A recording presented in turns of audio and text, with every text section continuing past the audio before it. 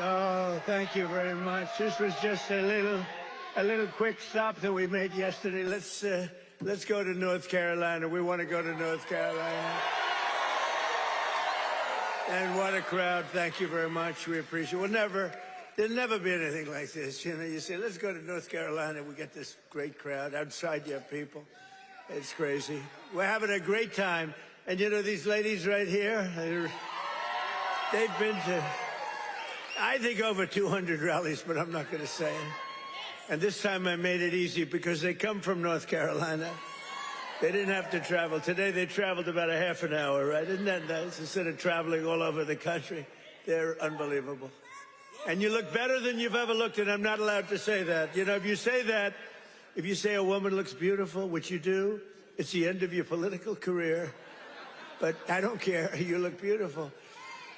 Well, I'm thrilled to be back in this incredible state with so many proud, hardworking American patriots, which is what you are. And let me begin by wishing each and every one of you a very Merry Christmas. Remember, they didn't want to say Merry Christmas when I first started. 2016, we don't want to say Merry Christmas. I said, no, we're going to bring back Christmas. And they don't say that anymore. They don't want to say it, but they don't talk about it anymore because they got shellacked. We're here tonight to celebrate 11 incredible months. It's been the most successful first year of any president in the history of our country. It's true. It has been, isn't that a big statement? But it's a statement that you read all over the place. I mean, who could have done better? I don't think anybody could have done better than us, not me, than us. We're in this together. Since my inauguration, we've created more than 53,000 North Carolina jobs, including 8,000 North Carolina construction jobs. More than 150,000 North Carolina residents have been lifted off of food stamps. They're very happy about that. And after your horrible hurricane, which produced more water damage than any hurricane in history, the Democrats let you down. They really did. Remember, they wouldn't do anything. You remember? They wouldn't go to your community. They wouldn't do anything. You had to wait till January 20th when I took office that we really knocked the hell out of it. Remember? As soon as I took office, I got in on January 20th, and first thing I did was made North Carolina phone calls, and we did a hell of a job. Did a hell of a job. You'd still be sitting in the mud if I didn't get elected. You would be. People were sitting in the mud. But I helped rebuild your state, and I didn't get any help from the Democrats, not your governor, not your man that's running, by the way, for Senate against Michael Whatley, who's phenomenal. Michael Whatley is incredible. Your previous governor was a disaster. He's also a radical left person, by the way. He's radical left. You don't want him. He doesn't represent you. And look at the crime. Look at what's going on with all the crime here. The slitting throats and stuff. I never saw that with you. Now all of a sudden that's what we see. You got to get Michael Whatley. It's going to be so important. He was so great. Don't forget, I took Michael and I put him as the head of the party because he did so great. We won the state all 3 times, and it was like a rock. He didn't allow cheating in the second time. I watched all these states, boom, boom, we're leading. People went to sleep, it was over. Then they dropped ballots, they cheated like hell. The only good thing is this is a far better term than it would have been had I done it the more traditional way. It really is. It's a more powerful term. It's a more powerful term, and the biggest news of all is yesterday it was announced that inflation is far lower than anybody expected. I told you. Beating every one of the 61 forecasts from the so-called geniuses, the experts. We're the geniuses, not them. We now have the lowest core inflation since March of 2021, and we're just getting started. It's unbelievable. And that's despite taking in billions and billions and billions, hundreds of billions of dollars in tariffs. Remember, they said, oh, the tariffs will cause inflation. Just came out with the best inflation report we've had in years. And lots of cash, too. In fact, 1776, right?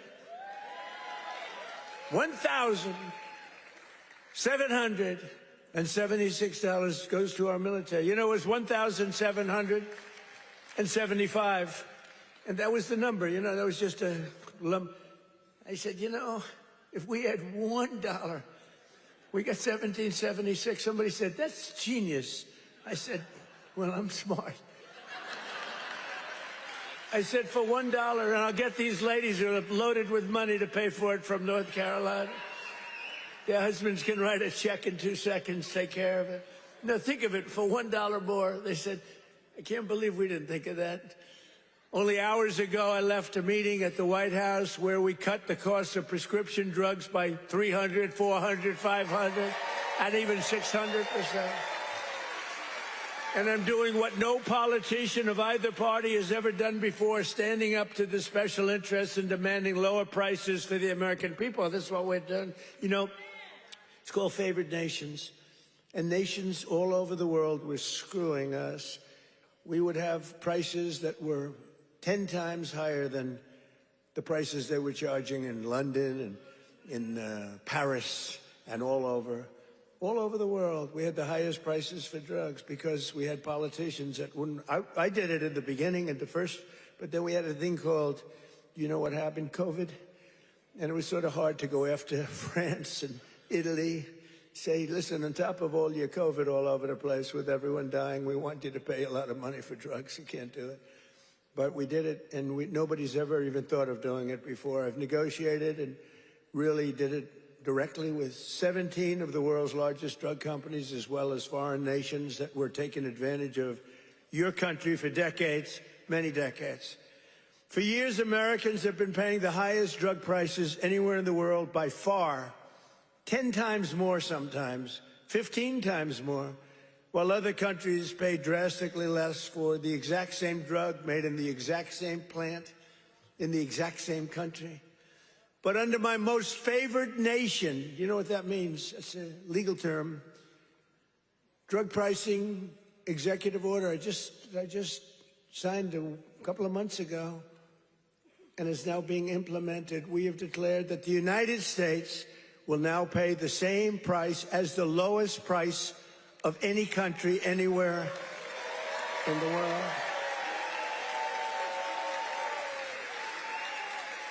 And we should honestly, this is the biggest thing to happen in medicine, I think, since the founding of our country. You know, I don't mind. Go ahead. They actually have a great location. You know, we've had people that look so good behind me that some of them went to Hollywood and actually did very well. You know? See, they may have a better location, but nobody's going to Hollywood. They can only see the back of your head. Look at all the television. Look at all those cameras. It's crazy. But we did something nobody's ever done before. Nobody's tried. Nobody thought they could do it. Don't forget, the drug companies turned out to really do the right thing. They really did. And they were there at the White House today. You saw some of the biggest companies in the world were there. The rest of them are coming next week. But the big problem was foreign countries. They would have to take their drug and raise it from $10 to $20 to $30, maybe to $100, maybe 10 times more. But it really doesn't work that way because the world is a bigger place than the U.S. And so you're not going to have to raise it that much, but you have to raise it. And they always said for 50 years, they said, let the United States pay. And for 50 years, the United States got screwed because we're paying so much more. Drug that was selling for $10 in London sells for $130. That's 13 times more in New York. 13 times more, so $10 in London, $130 in New York.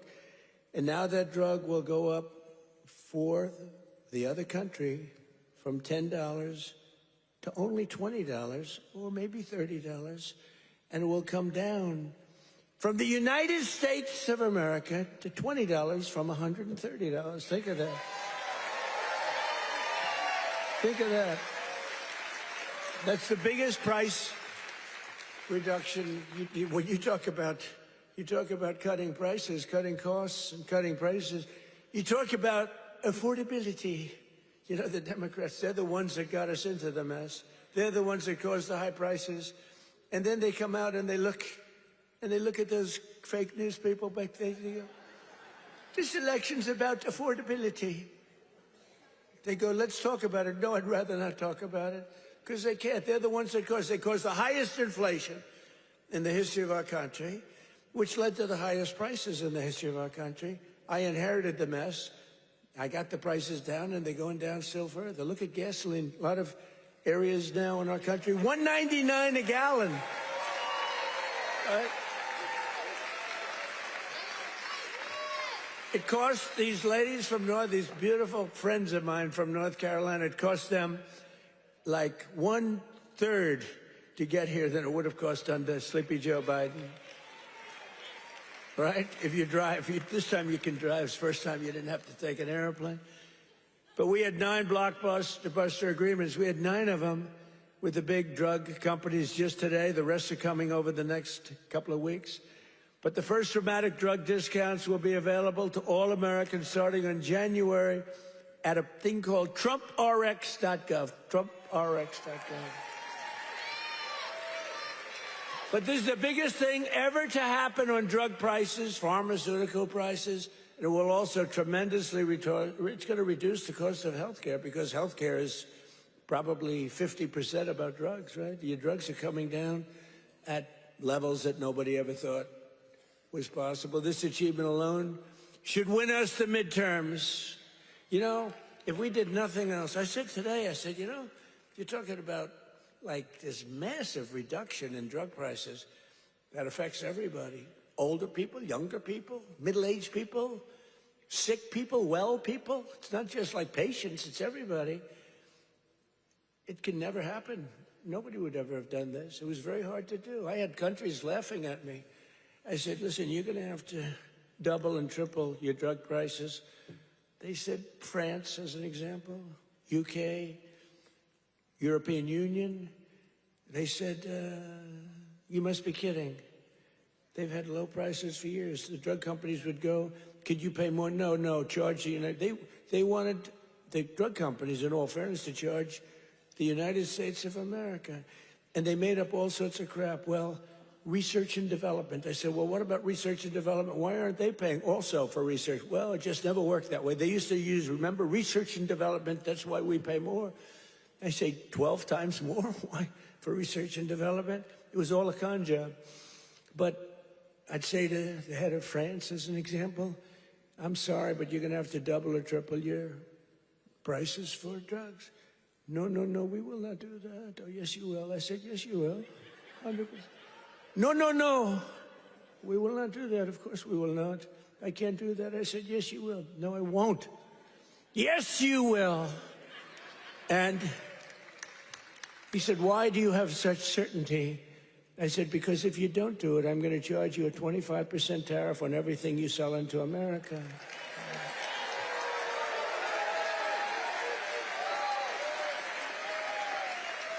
And I said, because that was really the sticking point. They just would do it. They told the drug companies for years, we're not doing it. We're keeping that pill at $10. We're not going to raise it. And the drug companies said, well, you know, it's unfair. I mean, they're paying 10 times more, sometimes 15 times more. That's okay. Let them pay more. We're not paying more than the prices were stuck for years. And no president did anything about it. Sleepy Joe Biden didn't know he was alive. The last thing he cared about was this. He didn't care about anything. Just wanted to make it through. But they cheated. Look, he was surrounded by radical left. Hey, did you see on Mar-a-Lago, did you see how corrupt that was now? It's all come out. Wow. It's all come out. Some life. It's all come out. They were totally corrupt, radical left lunatics. Not stupid people, by the way. He was, but the people that really ran the country and that really ran the auto pen, they were not stupid. But think about what we've done. Under the Trump administration, America will not be ripped off any longer. So can you imagine these countries? And when I told you the example before, from $10 to $20, you know, that doesn't sound like much, but it's a doubling of the price. You know, that's a doubling of the price. And if it went to 30 or 35 or 40, you know, that's still a doubling, tripling, or quadrupling of the price. But I said, at 25% tariff, it's much more money than what you're talking about. So they would say to me, all countries, you know, obviously they said no at the beginning, and they would have told a normal president no, and that would have been the end of the conversation. So they said no to me, and I said, no, you'll do it, 100%. And they said, what's wrong with this? 100%. I said, 100% that you're going to do it. The one asked me, why are you so certain? Why would you say that I would quadruple the price of drugs in France or someplace? I said, because if you don't, we're going to charge you a 25% tariff. That tariff is worth 5 times more money than you're talking about. And there was dead silence on the phone. And then when the gentleman, Emmanuel, is a wonderful guy, when he spoke, he said, you have a deal. Have a deal.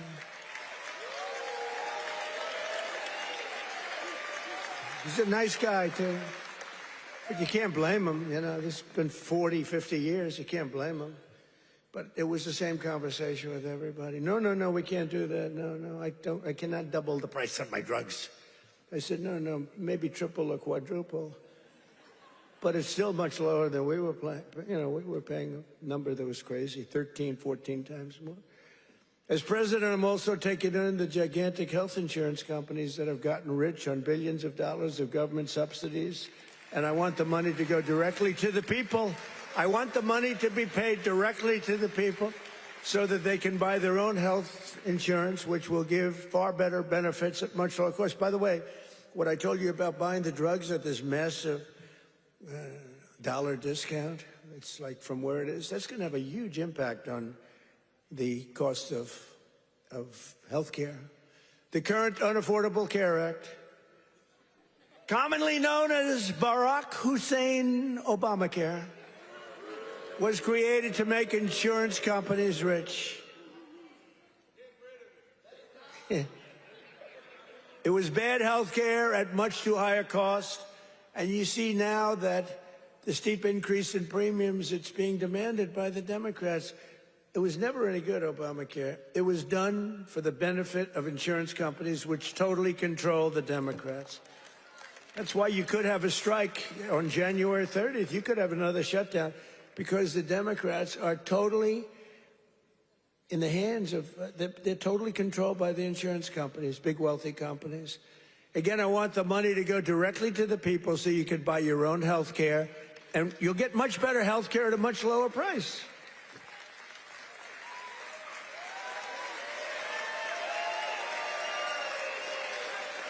And the only losers will be the insurance companies that have gotten rich. How about these companies? Some of them have gone up 1,400%, their stock prices. One, I think, went up 1,700%. How many people have ever bought a stock that went up 1,700%? And think of it.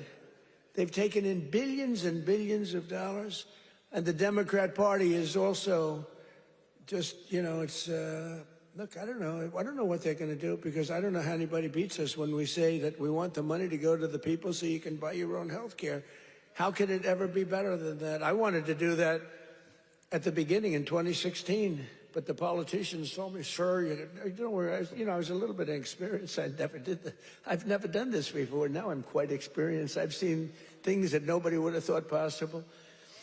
But I said, why do we have this crazy Obamacare, or as we call it, the unaffordable, isn't that a great name, the Affordable Care Act? I call it the Unaffordable Care Act. I should get credit. That's a good one. What's better, that or fake news? That or Pocahontas? That? I can't use the names that I used on the Republicans to gain access to the election. But we had some good names, didn't we? But I think the Unaffordable Care Act is pretty good. The UCA, right? You know, they keep talking about the ACA. Think of that. Instead of the ACA, we call it the UCA. The UCA They say, what is that? The Unaffordable Care Act? It is unaffordable. But it was always no good. But now it's really gone. And with time, it gets worse. Now it's going to be hit big. Remember, I didn't do this. This is Obamacare. This is Obamacare. This isn't Trump. But you don't need it because let the money not go to the insurance companies. The problem is the Democrats will shut down the government because they are totally beholden. I don't love that word, but they're beholden. They're beholden to the insurance companies. So I don't know what they can do about it, but they'll probably close down the government. It's so simple. The money should go to the people. The people should then take all of this money and buy the best health care there is. And there'll be a lot of money left over. Right?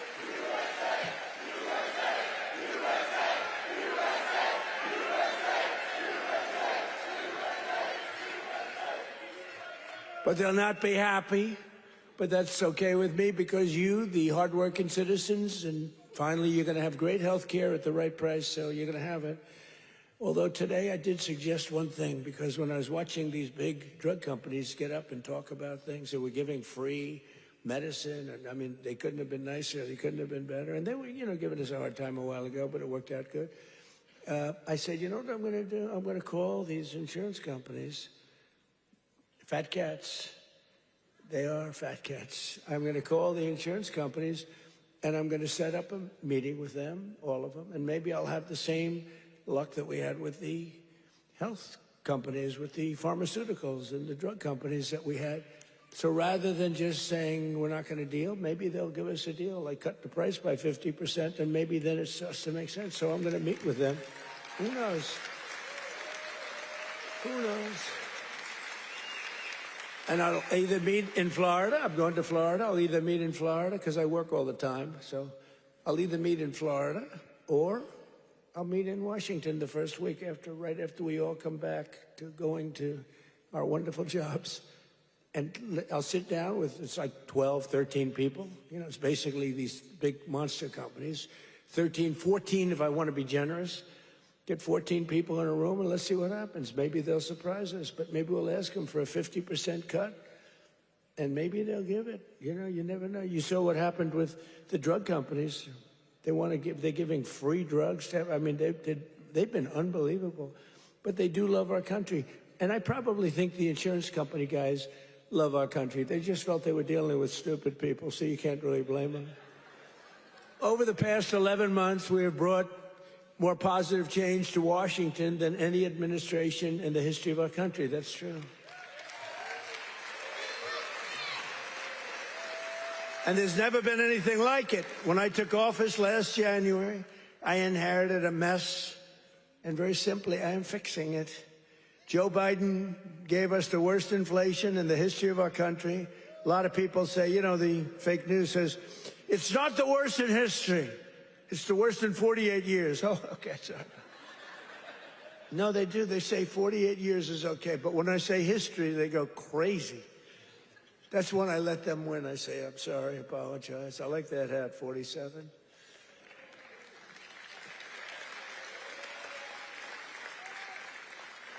It's nice, actually.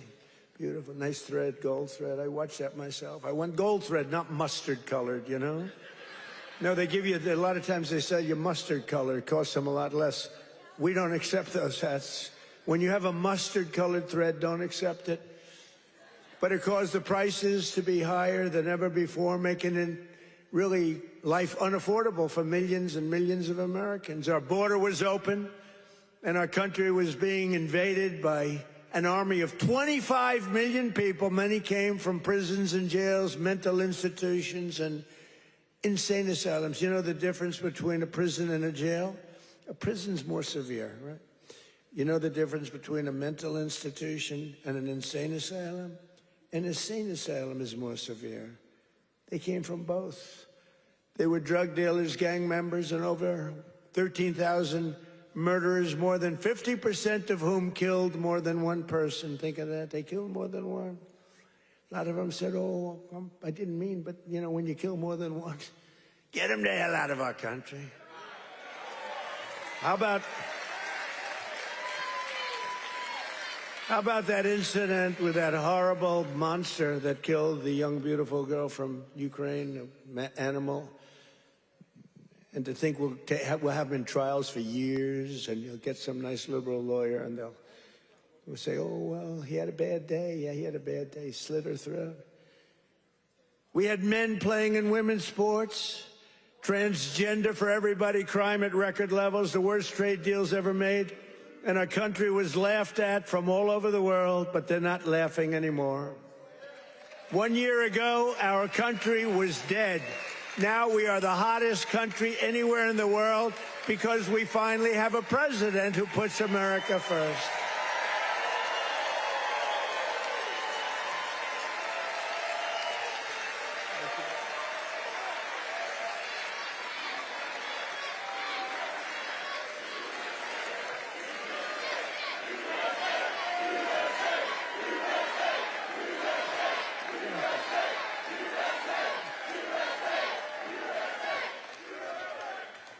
The last administration and their allies in Congress looted our Treasury for trillions of dollars, driving up prices on everything at unprecedented levels. How about the new thing in Minnesota with the Somalians? They stole, now it came out, the great U.S. attorney up there, they came out, think of this, $9 billion, and they think that's just the beginning. They stole, think of it. In their country, they live on nothing. They have nothing. They come here and they steal $9 billion. Are we stupid? I mean, how do we allow that to happen? Ilhan Omar should be sent out of our country. She should not be allowed to be a congresswoman. She married her brother either to stay or to get him into the country. And yesterday she, I guess, made up a story. She said the police attacked her son. They stopped the car, and the police said, we never attacked him. We never stopped him. It was a made-up story. She's a con person. She's full of con. She says, zero. She said, you ought to get her the hell out of our country. That's what you ought to do. She made up a story that the police stopped her son's car, and they harassed the hell out of him. It turned out to be a fake story. There was no stoppage of his car, and there was no harassment. But think of that. In Minnesota, this beautiful place, once beautiful, I don't call it beautiful. You got a governor who's a stupid person and a corrupt. He's corrupt and stupid. But he allowed this to go on. He allowed this to go on. Everybody knew what was going on. But what nobody knew is over $9 billion. And the people of Minnesota are not happy. And you know who's running for governor? Mike Lindell. Do we like Mike Lindell? That man suffered. That man suffered. What he did, what he went through because he knew the election was rigged. And he did it. He just did it as a citizen. Mike Lindell, I'll tell you what, every time I introduced him, he got the biggest hand. I hope he does great. He deserves to do great. That man suffered. These people went after him. They went after his company. They did that with me, too, but at least I knew what I was getting into. He was just a guy that said, geez, this election was so crooked. It was so rigged. He fought like hell. That guy deserves to be governor of Minnesota, I'll tell you right now. He's a great guy, too. But I'm bringing the prices down, and I'm bringing them down fast. You know that? As I saw the other day, and as I showed to people the other day, I made a speech. It was very well received. You know, we had one problem. I put up these gorgeous charts, and it says chart. And I'm, sort of talking about the chart. You're reading into a piece of glass. I got no audience. I got just people, very hostile people waiting around. And I'm reading into a piece of glass for 22 minutes, and I talk about the chart. The networks didn't put up the charts. Only Fox put up the charts. Fox put them up, in all fairness. When we get angry at Fox, we have to remember that. They put up the charts, so you could start putting them up now if you want. But we put up these beautiful charts that were very... Look at that. But I very much like the chart from Butler, PA. I like that much better. That's my all-time favorite chart. You know, that's a great chart. They're all great charts, but I never like a chart like that chart I put up in Butler. Just take a look at the chart right here. That was a good chart. I love that chart so much. I sleep with that chart. But this is okay. There'll never be a great chart for me. It's only the one. Compared to Butler, all charts stink. But look at that chart. Look at the kind of Biden price increases and Trump price increases. Look at that. They're all Biden. We're bringing the prices down. Look at that chart. NBC and CBS and ABC fake news. They're fake news. Oops, that camera just went off. Sorry about that. Every time I mention that camera, you know, you see the red light back there, you see it go off. ABC fake news. I think ABC's the worst. Believe it or not, George Slopadopoulos, he paid me about $16 million. You have George Slopadopoulos. I heard Chris Christie lost his job. They fired Chris Christie. And they have a great young woman taking his place who happens to be Hispanic and happens to be phenomenal. She's going to do a great job. But they fired Chris Christie. I guess, you know why? He wanted to eat all the time. No, they fired him. He was bad news. But I'd say ABC is the worst of the networks. I would then say NBC is horrible. I mean, just horrible. They had this guy on, this fake guy, the fake senator. I call him the fake senator from a place called Georgia, right? And he was talking about all the, you know, things. He says he's a church leader. You know, it's funny, if you go in as a church leader, they talk about church and state, right? He's allowed to talk about. He said, I'm going back to my church and I'm going to pray this morning. I'm going to talk about all these issues. If a Republican said that, they start screaming church and state. They don't scream. But NBC's really bad. And CBS, I mean, I love the new owners of CBS. Something happens to them, though. 60 Minutes has treated me worse under the new ownership than they just keep treating me. They just keep hitting me. It's crazy. And then you have Marjorie Trader Brown, I call her, because green turns to brown under stress. So I call her Trader Brown, which I don't like doing because 2 words is too much. 2 out of 3. We're changing to Marjorie Taylor Greene. I'm going Marjorie Trader Brown, so I have to trade. And a lot of people don't understand 2 words is too much to change. I actually like Marjorie Taylor Brown better, but everyone says Marjorie Trader Greene is good, but they're all good. But what the hell happened to her? She must have been a stone cold liberal. She's on CNN now all the time. Can you believe it? And it was only because I couldn't call her back. You know, I have 218, 19, it changes. But we have 200 and some odd congressmen and women. I have 53 senators. I have 212 countries. I've got a family. It's nice to talk to my family, too. You can't call a president every single day, and then when the president doesn't call you back, she goes around saying, he doesn't call me back. He doesn't. I said, Marjorie, I can't call you back. I got 2. I think, Marjorie, I just can't call you back. I'm sorry. And I wouldn't call her back. And she goes onto a rant. He won't call me back anymore. Sorry about that. You know, you can only go so far. Yeah, once a month, once every week or 2 weeks, but you can't. You're highly neurotic. Her, not me, but I'm neurotic too. I think I'm probably very neurotic too. I always say controlled neuroses is good. Being neurotic, no good, but if it's controlled, that's okay. It gives you some energy. But what the hell happened to Marjorie Trader Greene? It's unbelievable, but she dropped out because I wasn't going to endorse her, and the person I would have endorsed was going to kill her in the polls. So she dropped out. And then they talk about how brave she is. No, brave would be to stay. And, you know, it's one of those things. But she dropped out. I can't believe it that people can change so much. But you can't go from being a strong conservative to a stone-cold liberal unless you were lying. You know, you can't do that. I mean, you can stop liking somebody or You can say, I don't know. She's fake. Look, front row Joe. What are you doing in the second row? What happened? Well, you're in the front row. That's good. It's front row Joe. I don't know who's been there, the front row Joes or you? It's pretty close, I think. Very different, hey, very different types. Would you stand up, please, in the front row? Just stand up. Look at these women. Look. How incredible they are.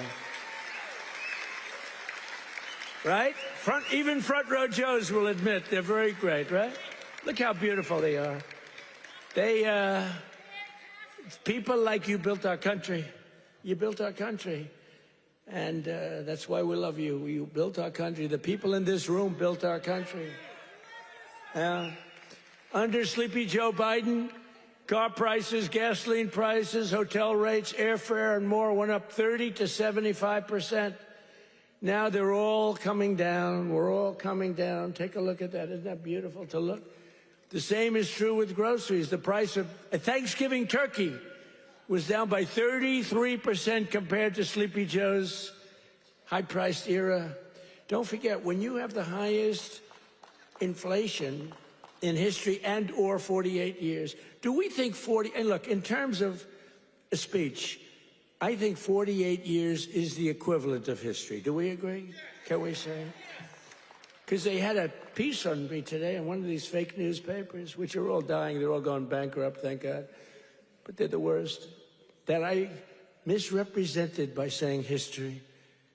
It's actually 48 years. And I said, you know, that's not a bad misrepresentation, I don't think.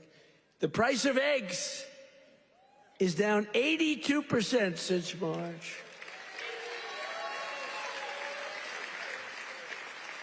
Do you remember? There the people are. Do you remember? Fake news. Do you remember when I just got elected? It was a big thing. We won every swing state. We won the popular vote. We won by like 312 to 200 and something, and like low 200. And we won everything. We won districts, the word district. We won districts by 2,750 to 525. That's a slaughter. And that's the thing when you see everything's red except for two little lines on the left and the right, meaning New York and California. That's the one that really is incredible. 2,750 to 525. We won everything in a slaughter. We won everything. And what a great thing it was, right? When you can have an election that good. And they tried to rig it. Remember we had the thing? Too big to rig. Remember that statement? That was a big thing. They tried like hell. They gave up at about 9:02. It was too big. It was just a landslide. They couldn't do it. They cheated a lot. But we made it too big to rig, and I appreciate you getting... I said the polls had us up, pretty way up. And a lot of times when that happens, you'll say, let's go out and watch a movie, and we'll come back and watch the president win. No, I said, don't watch a movie. Go out and vote. But it was too big, so... It came back. What an evening. That was, what was better, 2016 or 2024? Tell me. I don't know. 2016 was pretty monumental. What was better? I don't know. Beating Hillary was fun.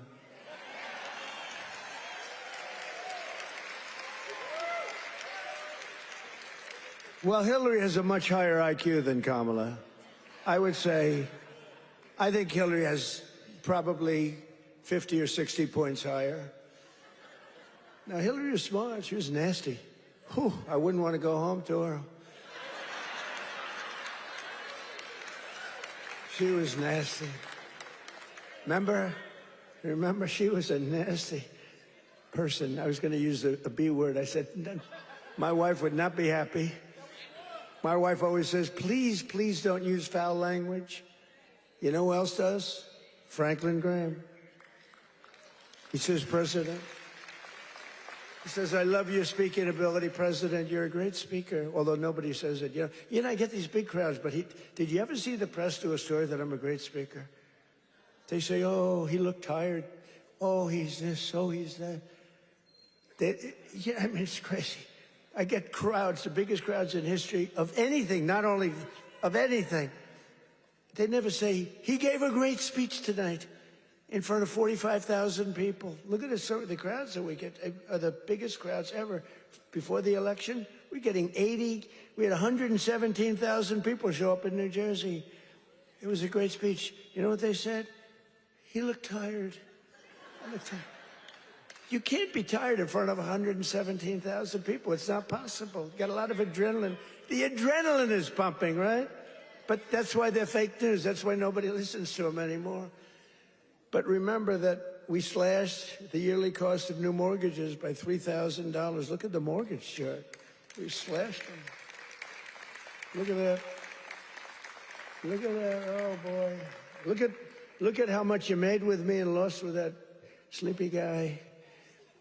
But everything now is falling, and the only things that are going up are your salaries, the stock market, and your 401ks. They're going up. Do you remember when I first won in 2024, and I was at my first conference? I'm 2 days in. You know, we're recovering from all the hoopla. 2 days in. In fact, I took a day off. They said, something's wrong with the president. I said, I just got here. There's nothing wrong with me. Something's wrong. You took a day off. What's wrong with the president, right? Every time. Do you remember when I had 28 news conferences in a row over 28 days? Sometimes I gave 2 or 3 in one day. And then I took my beautiful Kai, my beautiful granddaughter is a very good golfer. I took her to play golf one morning, and I was in the office very quickly. Something's wrong with the president. Do you remember the rumor was that I had passed away? Do you remember that? I won 28 days in a row. I took the kid to play golf. And we play very fast. She's good at, I'm a very good golfer. And we play very fast. We play in 2 hours. We're dinning. I mean, I said, baby, I got to get out of here. I'm sorry, honey. Enjoy your day. Go hit balls or something. I got to get out of here. I got to go to work. And I got a call. A friend of mine. Oh, you're okay? And I said, yeah, what's wrong? I said, I'll be back in the Oval Office in 30 minutes. Oh, I said, what's wrong with this guy? Then I got another call. Oh, you're okay. They said that I had passed away. Do you remember that? First day in 28 days, these people are sick. That's why I've taken more physicals, because I think you have an obligation to, you know, report. And I hate when they put out false reports. So they put out a report that Donald Trump. So I took a lot of physicals. And I did something no other president's ever done. I took cognitive tests. Because I know that, and by the way, not easy. You get to those last questions, those last 10, 15 questions, nobody on that stand could answer probably any of them. And I got them, I aced them. And no other president's taken a cognitive. Could you imagine Sleepy Joe taking a cognitive test? I don't think he'd get the first, you know, the first question is like, what is this? And they show a lion, a giraffe, a fish, and a hippopotamus, right? And they say, which is the giraffe? So that's the only question. But what happens is it then gets harder. I don't think Joe would have gotten the first question right. He would say hippo. I want the hippo. But anyway, I've taken now 3 cognitive tests. I've aced every single one of them. And these are, you know, this is that big stuff. This is Walter Reed. You know, I've got a whole team of doctors all over the place. If you get them wrong, I said, what do you think? Should I do it? They said, well, here's the good news. The good news, if you do well, that's great. Actually, if you do well, they won't report it. If you do badly, it's going to be the biggest story in history. They said, you know, it's possible that if you do badly, the word will leak out and you'll look very bad. I said, this was on my first test. After that, I knew that I can do very well. Smart person. So what happens? What happens is first test, I said, how hard is it? He said, well, after the 10th or 12th question, it gets, you know, very hard. And I said, well, what do you think? They said, look, if you're going to do well, but if you're not going to do well, it's probable that the word will get out. I said, well, let's do it anyway. And I did it. And it was actually good. For a year, they called me a very intelligent person, but then they forget. Then I did it again. I aced it again. They report it. And these are doctors that I don't even know. And they report it. And then I did it a third time a few months ago, and I reported. But it's very small reporting. But can you imagine if I did badly, right? Could you imagine that, Front Row Joe? Would I be in trouble? They'd say, there's something wrong. But I like to do it. But I had perfect health. And they reported his health is perfect. And they interpret that. And the fake news interprets when the doctor says he's got perfect health, they go, what does he mean by perfect? There's something wrong with the president. These people are sick. Now, there will be a time when perhaps it won't be 100% true with all of us, right? And when that time comes, I will let you know about it. In fact, you'll probably find out about it just by watching. But that time is not now, because I feel the same that I felt for 50 years. I really do.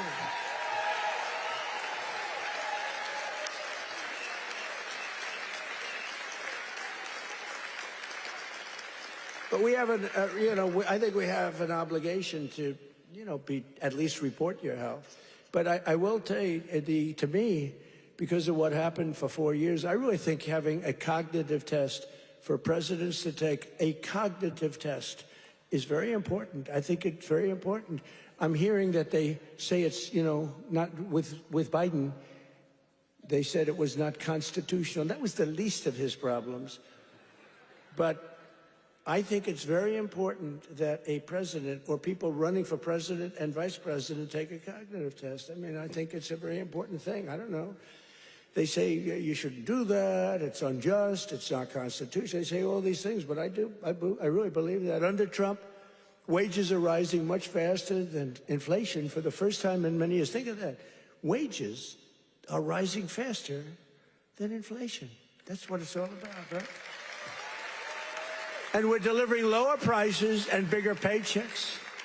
And the wage chart that you see up there is incredible. That NBC didn't put up and the networks didn't put up. There are more people working today than at any time in American history. And very importantly, while tens of thousands of new jobs under Biden were government jobs, there were government jobs. I could do that right now. You saw today we had 4.5% inflation. That's because I'm letting go of tremendous numbers of government workers. We're replacing them.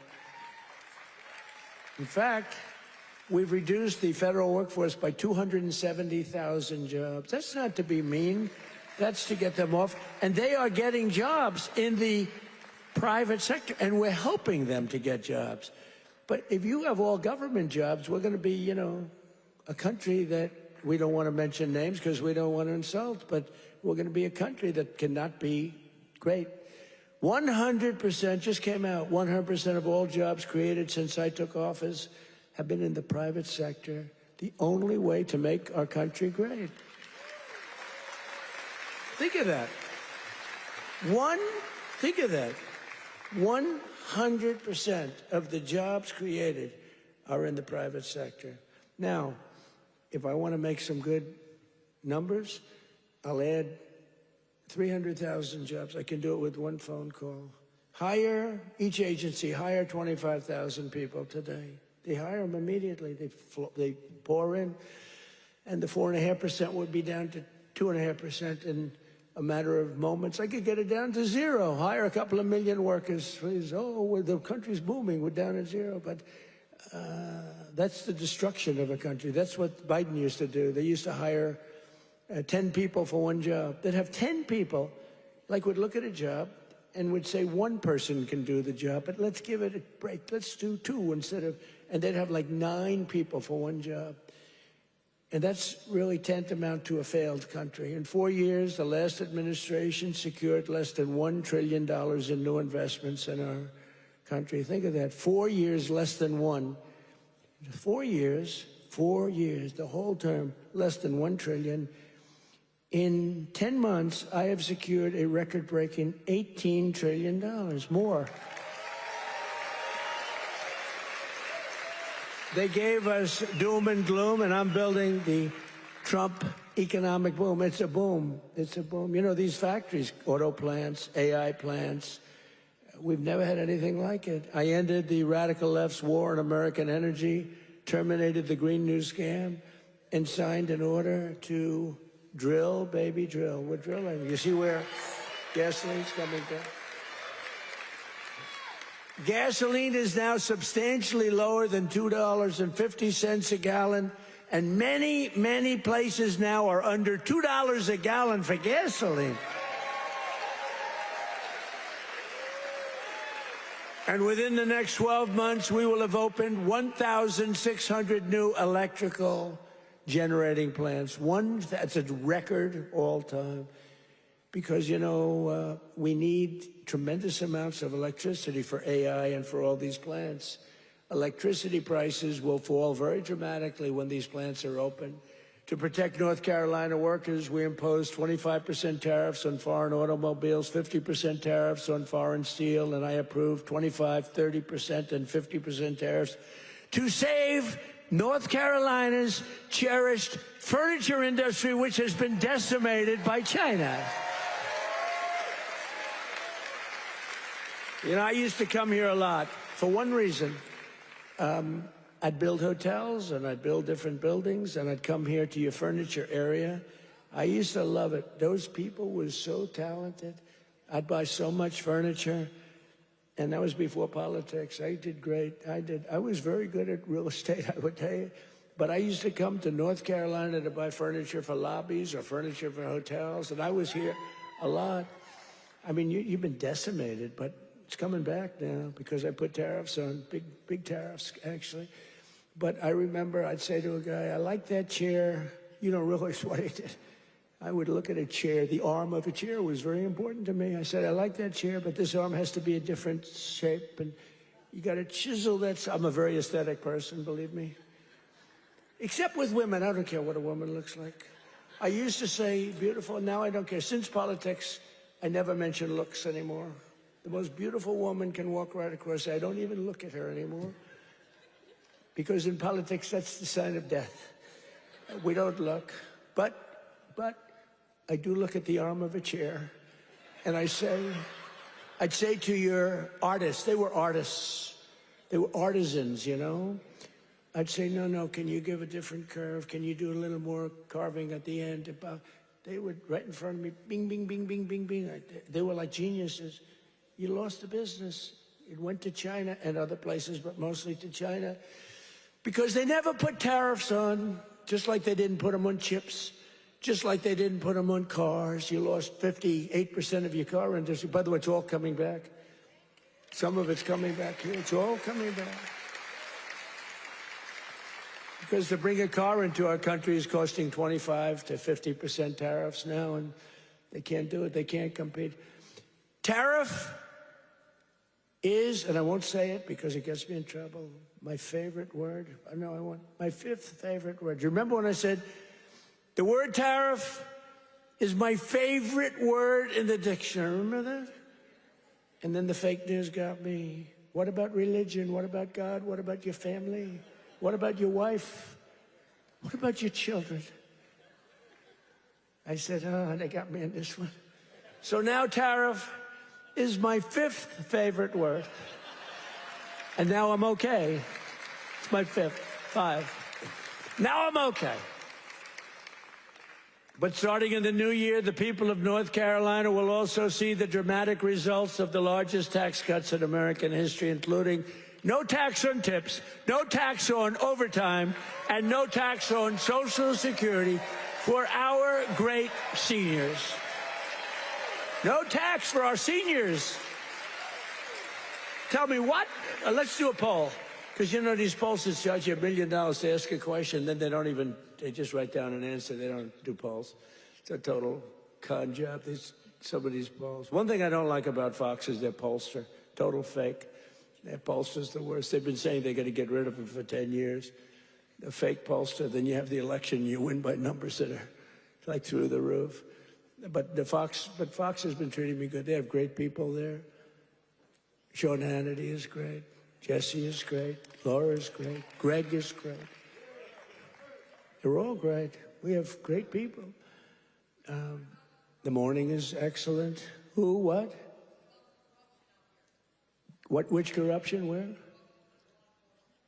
Oh, yeah. Well, we have to do that. We're going to take care of that. We're going to take care of corruption in our country. I mean, I was talking about Fox. I don't know. He's talking about corruption.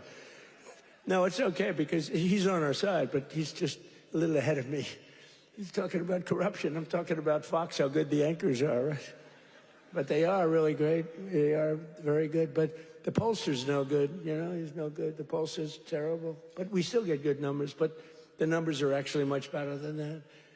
But we're joined tonight by Heather Whitley, a bartender and server in Nashville, North Carolina, who will save over $5,000 from no tips. Think of that. From no tax and tips. Heather, where are you, Heather? Are you here, Heather? Where are you? Where are you? You want to come up? You want to come up? Come on up. She's going to save over $5,000, no tax on tips, toward a down payment on her first home. So, Heather, congratulations. Look how amazing she is, right? Come on up. I don't know how you're going to get up that stair. Are you okay? Look at her. She has no problem. Somebody else would not be able to make it. Thank you, darling. Nice to see you. Want to say something? Go ahead. Well, it's been a tremendous help. It's now allowed me to invest in my first home, and that is the American dream for all of us. I don't have much to say, so sir. Good. Thank you so much. You said it perfectly. Thank you, darling. Thank you.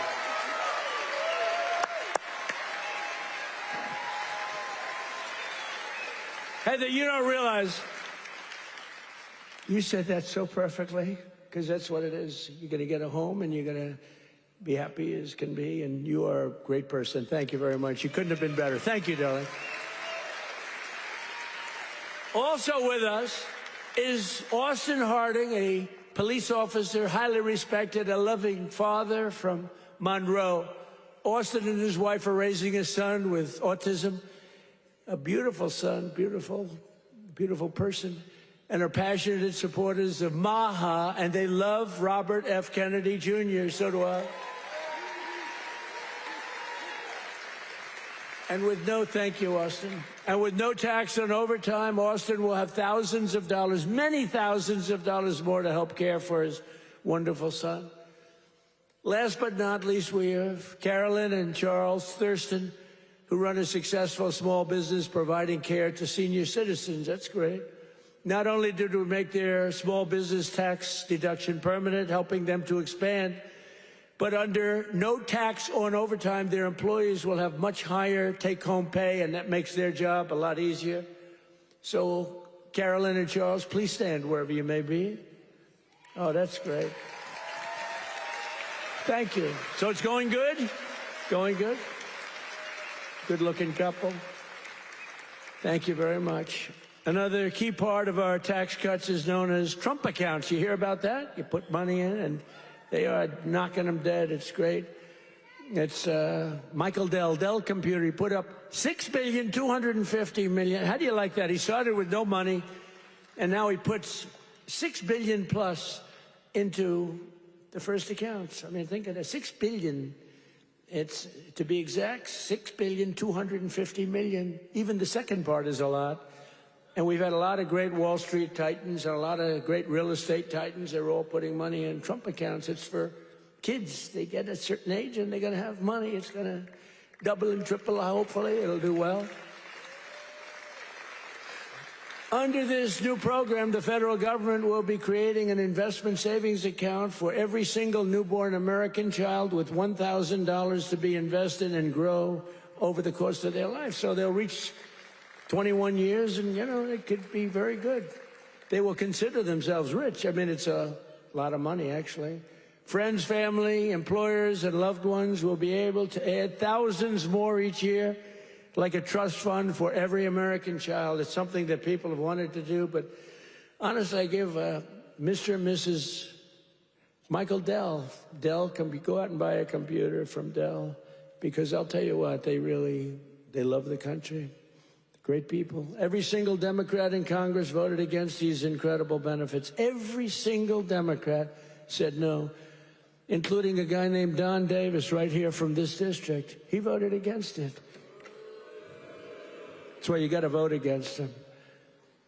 Don Davis voted against no tax on overtime. He voted against no tax on tips. And he voted for the largest tax increase in American history. He wanted the largest tax, and he's your congressman. So I don't know if you know him. And honestly, I'm good at politics. I never even heard of this guy, so he hasn't made a big impact. But he voted yes on every single Biden disaster, including massive inflation, open borders, sanctuary cities, and the Green New Scam. Don Davis betrayed North Carolina. Don Davis did nothing about the flood. He did nothing about the hurricane. I did it all with your congressman and with a couple of Republicans from your state that put their lives on the line to make sure this got done. And we had to wait till January 20th. They wouldn't do a damn thing. The waters didn't recede. They were living in areas that didn't have water, and now they were surrounded by water. And by the way, Elon Musk, with his incredible, you would call it contraption of communication, incredible. I said, Elon, we need 500 of those. You couldn't get them because it's been very successful. He said, you'll have them tomorrow. Got to give him credit for that, you know. I have my little disagreements with him. I don't believe in the mandate where everybody has to have an electric vehicle within an hour. You know, I don't, but you got to give him credit. He really saved a lot of lives. Here tonight are some of the warriors who, unlike Don Davis, who's a disaster, vote against him, stood up for North Carolina, including Congressman Tim Moore and Brad Knott. Where are you guys? Hey, fellas, come up real fast. Come on up. Come on up. I'll tell you, these guys were, look at them, two handsome gentlemen, extremely different types. That's great. Say hello. Say a couple of words. Thank you, man. Thank you, brother. Appreciate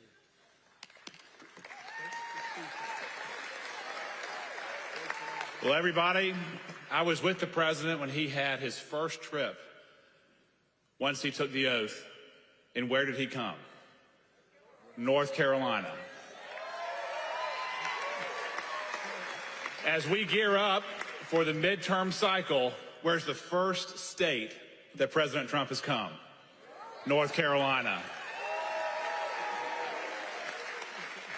He knows what you know. It's the people that make this country great. It's not the government.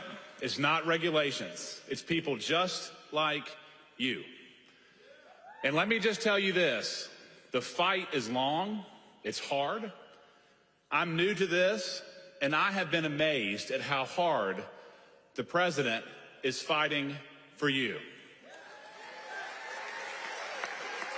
So let me say this simply and with my whole heart. Stay with us. We hear you, and we're going to keep fighting for you. Thank you so much. I guess I'll have to lower the mic, Mr. President. Let me just say, echo what Brad said. I cannot think of a better president in the history of the United States. Someone who loves this country, who does so much. Mr. President, I don't know how you do it all. You make the Energizer Bunny look slow. It's absolutely incredible. The leadership that this man shows, not only in our country, but on the world stage. We are finally respected around the world again, and that is not an accident.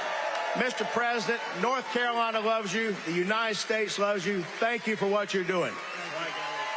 Great job. Thank you.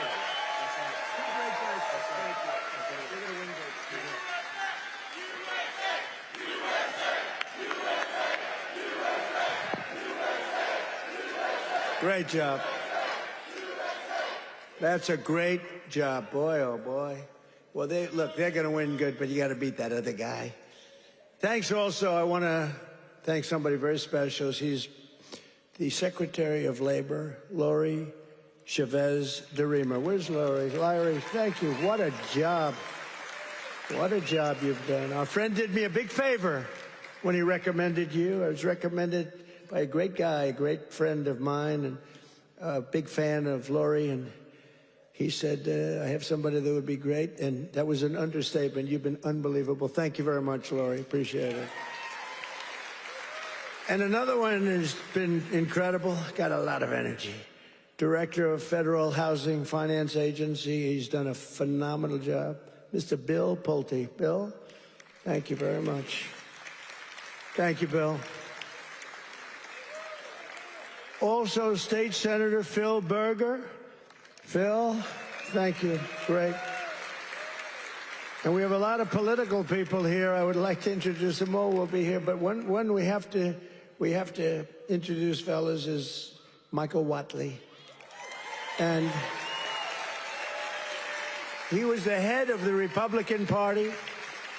Before that, he was the head of your party right here, the Republican Party, and we won 6 in a row, 3 primaries and landslides, and then we went on to win the election all 3 times. So we won 6 in a row. I've never had a loss with him. And when I won look, we did phenomenal. It turned out, we won 3 times in a row, just so you understand. I don't mean here. I mean all over.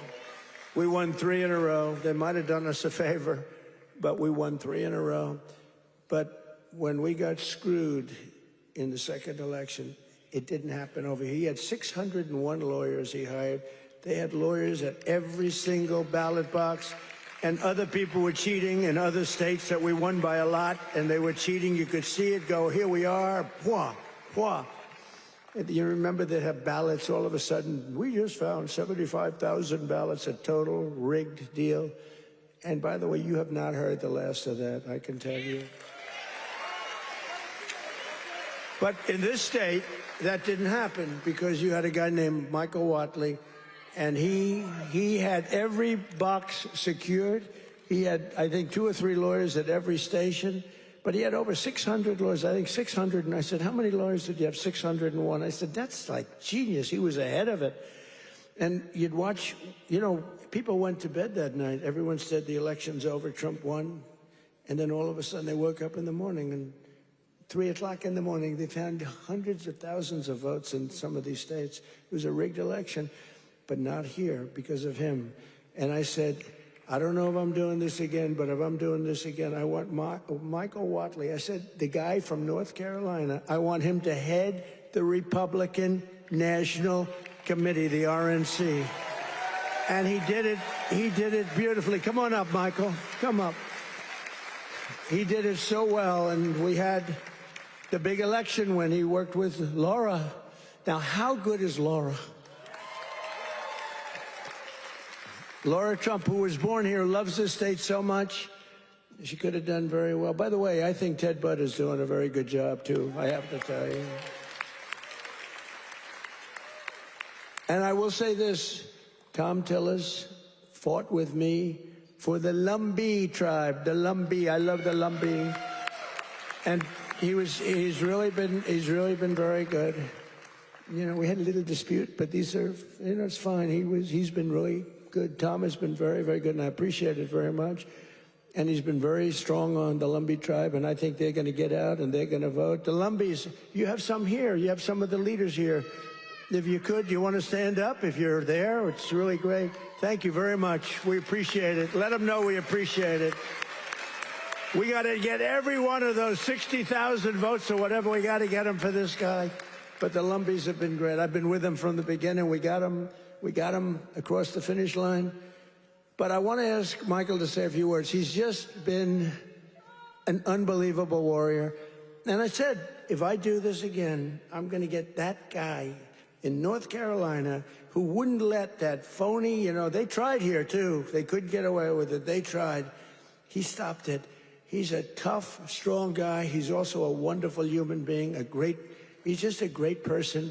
And I want to tell you, him and Laura Trump there's never been a better team. In fact, I said, before he did this, I said, if you had your choice for anybody to be your co-chair, who would you pick? He said, I'd take Laura Trump again, right? Yes, sir. You did say that. But I'd like to have Michael say he's in a fight. against a radical left governor who did a shitty job for you. And I really want you, either way, but either governor, because you have another governor that's a Democrat. You know, virtually, I think every state run by a Democrat is a failure. Think of it. And now your state with all these killings, I never heard of killings, but all of a sudden, and they came in through Biden with his open border craziness, and these are vicious people. But I want this man to say just a few words because it's so important that he wins. You don't want to have a radical left senator that basically wants to have open borders, transgender for everybody, men playing in women's sports. Michael, are you in favor of men in women's sports? I am not. Are you in favor of transgender for everybody? I am not. Are you in favor of open borders? No. Thank you. Thank you. Thank you, sir. You know, in 2015, Donald Trump came down that golden escalator, said he was going to make America great again. And he was going to do it by rebuilding our economy, restoring our borders, and making America respected around the world again. And I said, I'm with that guy. And we won in 2016, and we won in 2020, and thank the Lord that we won in 2024, and Donald Trump right now is serving as the most transformational president in our lifetime. And President Trump, my pledge to you is this. When I win this seat, when I am the next senator from North Carolina, I am going to be a fighter every day for this great state. I am going to be a conservative champion for North Carolina, and I am going to be an ally to our great president, not just the 45th president, but the 47th president as well, Donald J. Trump.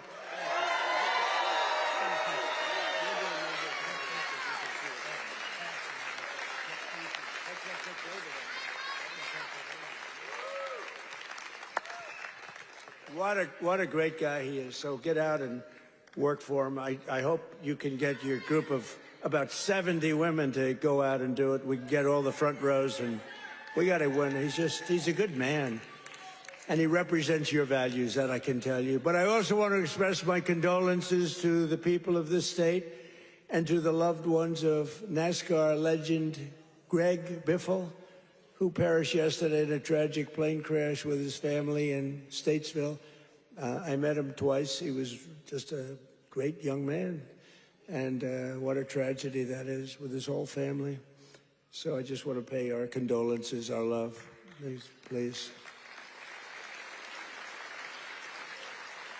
I'll tell you, North Carolina will never forget them. He was, and his family were incredible people. Together, we've achieved more in less than 1 year than most other administrations achieved in 8 years, which is true. Most of them didn't achieve much. Within a matter of weeks, we ended the invasion of our southern border. For the past 7 months, 0 illegal aliens have been allowed into our country. Think of that, 0. And that's made up by Democrats. A feat which everyone said was impossible. Biden and the radical left Democrats in Congress turned North Carolina into a dumping ground for tens of thousands of third world migrants, driving up your rent and your housing costs. According to a government report, over 60% of growth in the rental market came from foreign migrants, paid for by the federal government, by the way. Paid for by the federal government, you, the taxpayer. Mass migration fueled mass inflation, but now we are fixing it, and we have record-setting deportations, and we're really focused on the bad people. We're really focused on the bad people. We have farmers who are great people. They know what they're doing. But we're focused on the bad ones. We're getting the murderers, the drug dealers. We're getting the ones from prisons. We're getting them the hell out of here. We're focused very strongly on that. For the first time in 50 years, we're seeing reverse migration as migrants go back home. We're saying, go back home, please. And we want the bad ones to go back home because those are the ones that caused the problem. And think of Washington, D.C. So, I mean, outside of the terrorism attack from 3 weeks ago. And by the way, that young, beautiful man is doing well. You know, we thought we lost both of them. And We lost one who's looking down on us right now, but it looks like he just stood up. Can you believe it? He stood up today for the first time. Two great people. Sarah's looking down on us, and from heaven, she was incredible, doing so well. But he's doing, they were both about the same. We thought we lost both of them. Hit in the same area, if you can believe it. He was hit hard. But he's, and his mother, Monica, I spoke to her the night of, sir, he'll be okay. Every doctor was saying he doesn't have much of a chance. And she said, sir, I'm telling you, I know my boy, he's going to be fine. I can't believe it. And literally, actually yesterday, he stood up and he's talking a little bit. I mean, the whole thing is incredible. The mother, I've never seen anybody. I never saw anything like it. She was so positive. She said, I'm praying, and everybody's praying, the whole country's praying, and there's no way he's going to have any problem. He's going to be just fine. It's not even that he was going to make it. It was like, he's going to be fine. Incredible person. In the year before my election, all net job creation was going to foreign migrants, all of it, 100%. Since I took office, 100% of all net job creation has gone to American-born citizens. The migrant invasion also brought massive crime. What's happening with the killings in North Carolina is indescribable. I mean, for the first time, you're in national news all the time with the killings. That's because you're run by Democrats. 2 weeks ago, an illegal alien from Honduras who entered under Biden walked onto a train in Charlotte with a large knife and brutally stabbed a passenger multiple times in the chest. The same savage criminal alien had previously been arrested 2 months earlier, but he was released by authorities to pillage and kill, which he did. Also recently in this state, you saw this one. Nobody could watch it. Another monstrous criminal with 14 prior arrests plunged a knife into the throat of an innocent young, beautiful girl, Ukraine. She was from Ukraine, who was sitting on a train.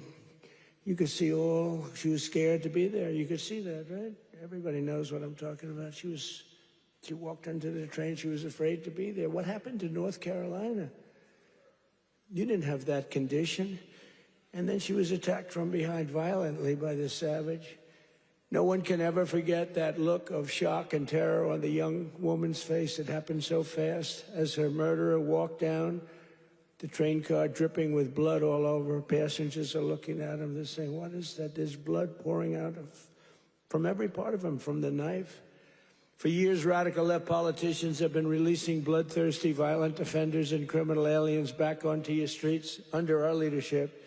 We're finally getting illegal aliens and vicious felons off the streets and throwing them out of our country, or in some cases, putting them in the toughest jails in the world because, frankly, we don't want to let them into their country because we don't want to take a chance that these animals will come back. We're restoring law and order in America.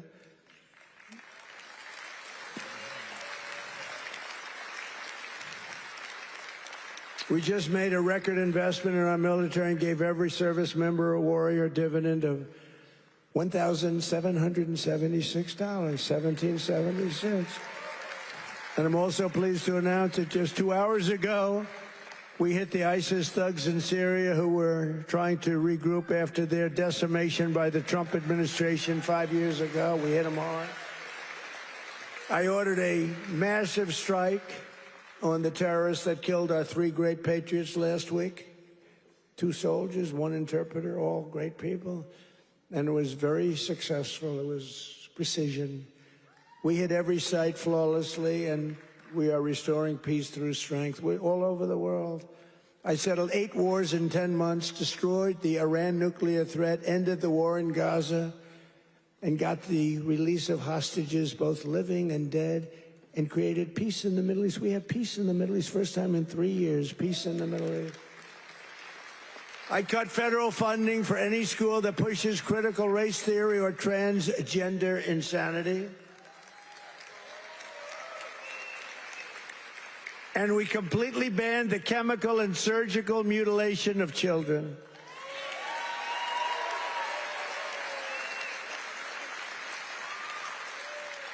Can you believe I'm standing here, 2025, talking about I banned the surgical mutilation of children?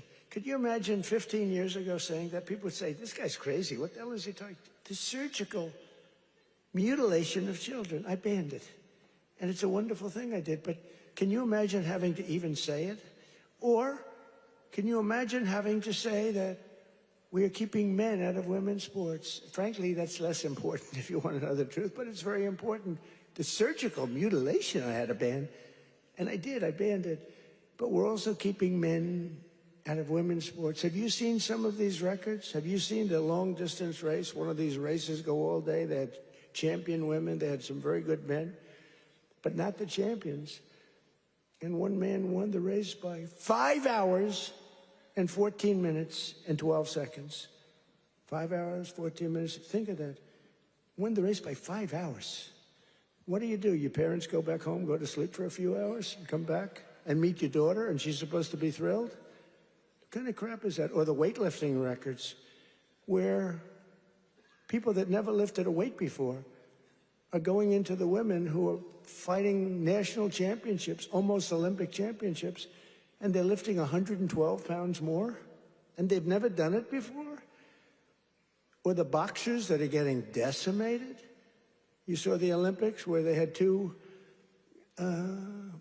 people that they converted from men to women. They did a conversion. And the one young woman from Italy, a championship boxer, she got hit by a left jab. A left jab, for those that don't do it's just like a defensive punch.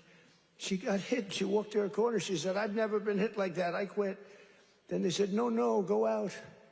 You can do it. And then he gave her another left jab. That was it. She said, nope, I can't do it. It's so demeaning to women. And they don't stop. I saw the other day on one of the shows, I think Meet the Fake Press. I'm pretty sure it was that stupid show. And they had a congressman that you all know, a Democrat, saying, no, we have to allow men to play in women's sports. Where do these people come from? Or how about open borders? They're fighting for open borders.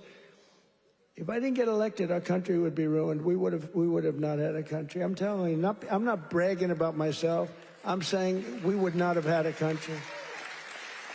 And now we have the greatest country in the world. I'm telling you, hottest. We're the hottest. We're restoring the name of a great president, William McKinley, to Mount McKinley in beautiful Alaska. That they took the name off and they named it something else. And I renamed the Gulf of Mexico to the Gulf of America. Right? That was a good one. Well, I checked for my whole life. I don't know. I guess I didn't do it in my first term because I was the hunted. I had bigger problems. I had these animals trying to attack me at Mar-a-Lago. They went into my wife's closet. And I'll say this. Number one, it's very bad, but it sounds a little strange. They looked at her drawers. You have drawer, and then you have drawer. They looked at both. And she's a very meticulous person, like these people. It's just like she'd fit into your group very well. She'd be very happy with her. But everything is perfect. Her undergarments, I want to use them as sometimes referred to as panties, are folded, perfect, wrapped. They're like so perfect. I said, that's beautiful. It's the part of the world she came from. Everything was perfect, no problem. Fold, fold, fold. I think that she steams them, make sure. Just that it. We came home. I wasn't there when the raid took place. The raid of a popular president, a former president. She opened the drawers and it was not that way. They were a mess. It was all over the place. And she said, oh, what happened? That's so terrible. But it's terrible. They went into my young boy's room. These thugs are disgusting, and we cannot let them get away with this stuff. We have all the evidence now. We have all the evidence, and we have to do something about it. We have to do something about it. It's illegal, and it's disgusting. You know, I brought a lawsuit, and I'm winning the lawsuit. There's only one problem. I'm the one that has to settle it. In other words, I am suing, and I'm the one that's supposed to settle it. So maybe I'll give myself $1 billion and give it all to charity. Does that make sense? You know, I'll give it to charity. Do you have any nice charities? I have to settle the lawsuit. There's never been a case like this. Trump suit, I sued a long time ago, and it's doing fine. It's a suit, and now, you know, we found all this stuff. Did you see where the FBI didn't want to do it, but the Justice Department forced them to do it? The FBI guys didn't want to do it, but the thugs and the DOJ wanted to do it. So I sued them, and it's... And they do say that, you know, it's never been a case like this. Donald Trump sues the United States of America. Donald Trump becomes president, and now Donald Trump has to settle the suit. I hereby give myself $1 billion. Actually, maybe I shouldn't give it to charity. Maybe I should keep the money. No, a lot of people say, do it. No, I don't want to do it. But whatever happens, it's all going to good charities. Is that okay? It's all going to good charities. But isn't that a strange position to be in? I've got to make a deal. I negotiate with myself. From the skyscrapers of Charlotte to the rolling hills of Asheville, from the sand dunes of Kitty Hawk to the streets of Chapel Hill, and from the factories of Hickory to the small towns and family farms across your beautiful countryside in North Carolina, we are bringing prosperity, opportunity, and pride surging back to your incredible home. Together, we're pairing all these people together. You're coming together. You know, it's coming together like nobody's ever seen, but we're fixing 4 years of disaster and decline. The whole world was laughing at us for 4 years. They were laughing, taking advantage of us, friend and foe. And the friend was worse than the foe in many cases. On trade, they were worse. And we're beginning the greatest years in the history of our country. It's called the Golden Age of America. That's what's happening. We're right now, we were a dead country. Now we're talking about the Golden Age of America. Think of it in 10 months. Think of that. So in conclusion, tonight, after just 11 months, our border is secure. Our spirit is restored. Inflation is stopped. Wages are up. Prices are down. Our nation is strong. And America is back. And every single day of this administration, we will keep on working for the hardworking citizens of America. We will fight, fight, fight. We will win, win, win. And with your help, we will make America powerful again. We will make America wealthy again. We will make America healthy again. We will make America strong again. We will make America proud again. We will make America safe again. And we will make America great again. Thank you, North Carolina. God bless you all. And Merry Christmas.